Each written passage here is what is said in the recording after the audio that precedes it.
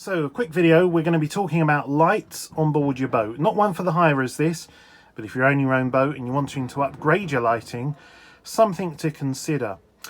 This is Trixie. She's a Shearline 740. She was built in 1992 and had fitted from them and until today those square Osram compact fluorescent light fittings.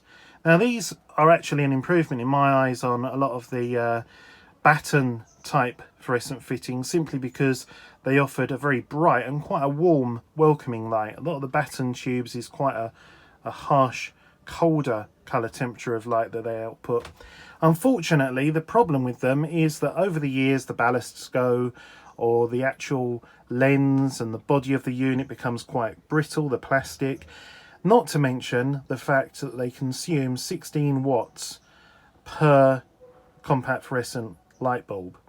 So what I've done is I've bought these circular lights. This is Teak, and this is a sort of what you would call a double pin. You just look in there, similar to kind of a car.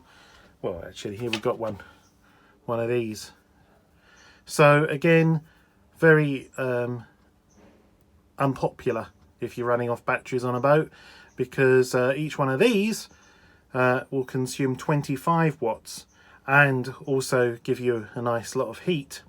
So it's out with the incandescents and in, if I can see where I've put it, with the LEDs. Now I like these LEDs because they're wrapped in silicone, so they're completely waterproof. They won't be affected by condensation, dampness that you get on board your boat. All of your circuitry is built in there as well, and they're literally just a pop-in replacement. And this is also a nice thing because LEDs, despite the fact that they are supposed to last for so many thousands of hours, 20, 30, 50,000 hours some people quote, often it's not so much the actual LEDs, it's the circuitry that can go, and then they turn into a disco and they're just flickering on and off, on and off. And with a lot of light fittings that come with the LED built in, it's not a bulb, it's an actual unit, so they might fail, then you're into replacing the whole unit. With this, if this fails, I just go and buy another bulb. And if I'm in a real tight bind and I can't get an LED easily, I can of course just revert to an incandescent. So these are about 45 quid in popular chandlers. I managed to get them from a canal chandler online for £19 delivered. So I've got 5 of these, and I've removed the old Osram ones. You can see here the outline. Nothing I can do about that really, because they were on there for so many years. Then I've made up my own bracketry, as you can see here.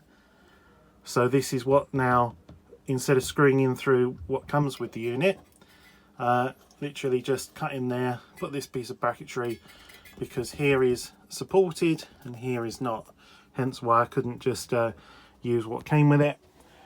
Wired them up, and the result I'll show you in a moment.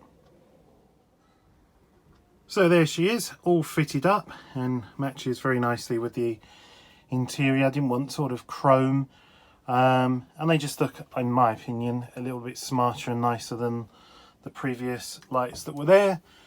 Turn it on and has a very nice bright light, as you can see, and it's quite nice with the dappled effect that you get with this. And these LEDs, 35 watts of equivalent light. I can't remember off the top of my head the actual lumen figure, but they only consume 5 watts of power.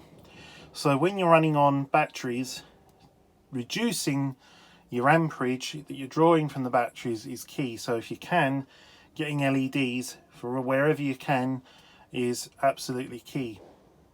I'll show you a LED fitment in the heads, which is the type that are produced with LEDs, not just a bulb. You can't replace them. So here in the head, this is the sort of lights that you can buy. Of course there are a multitude of different varieties and types, but this is the type I'm talking about, where in there, if you undo this plastic, there's an array of LEDs and you turn it on and it's very nice and bright and lovely, and it's perfect for the heads. But of course, if that starts flickering or goes, or one of the LEDs dies, whatever, you can't just individually replace that. You've got to replace the whole unit. So fine for this sort of environment. Got another one of these for the cockpit, but for the interior accommodation, such as up here, I prefer these sort that are based on an incandescent bulb, but you can just put in an LED bulb to change them.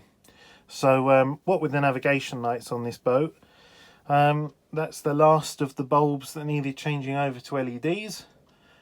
And also got a new alternator to fit. That's going to be fun because it's not quite exactly the same as the last one, but they don't make the one for this engine anymore.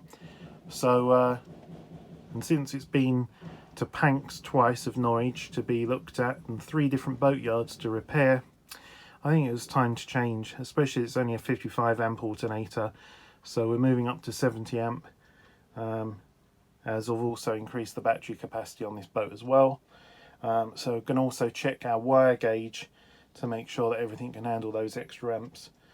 So just a little video, just a little bit of improvements, and also these, by the way, really good little work lights, just Poundland LED again. Doesn't get hot, can drop them, it's not going to break a filament in there. Ideal for using as a little work light when you're doing other things.